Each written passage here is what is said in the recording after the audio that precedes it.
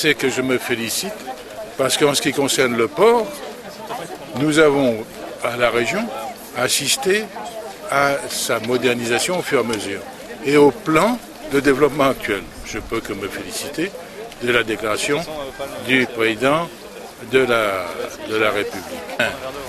Comment ne pas me féliciter de cette ambition sur Pierrefonds, puisque c'est nous qui l'avons créé. Il y avait un champ auparavant. Et l'aéroport a été créé par nous et les collectivités locales. Eh bien, nous avons toujours dit, cette plateforme doit être une plateforme de liaison régionale. Qu'est-ce que j'entends? J'entends le président de la République qui dit qu'il faut renforcer les équipements pour faire de Pierrefonds une plateforme régionale. Je suis obligé de dire bravo. Je suis vraiment contraint de prendre acte de tout cela. Nous avons fixé, nous, cet objectif, vous vous rendez compte, il y a 10 ans, en 1999, que nous avons officialisé cet objectif.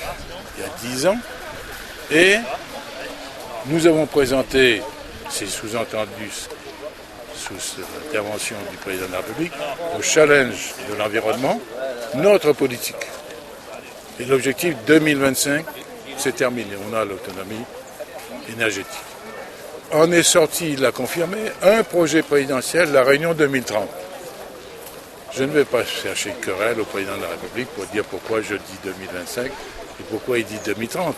L'essentiel pour moi, c'est qu'il définit et qu'il reprend notre ligne générale de développement.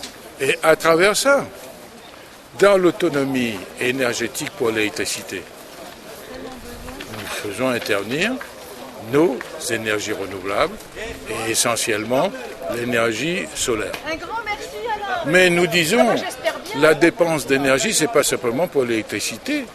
Tu sais que un énorme consommateur majoritaire, ce sont les voitures. Il y a 409 000 véhicules automobiles aujourd'hui qui utilisent ça.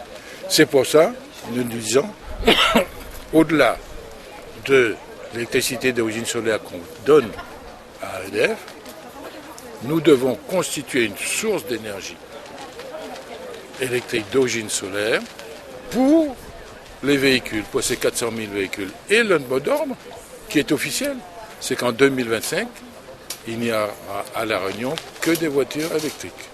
Alors quand on me dit Renault s'engage dans cette voie, comment ne pas me féliciter, puisque ces interlocuteurs de Renault que vous avez vus sont également ceux que j'ai vus, moi, dans des contacts à Paris pour leur dire voilà ce que nous voulons faire. Et quand nous disons, quand nous aurons atteint tout cela, La Réunion sera un exemple, j'entends le président de la République reprendre la même idée. Je me dis, je dois le souligner avec la retenue et la discrétion nécessaire.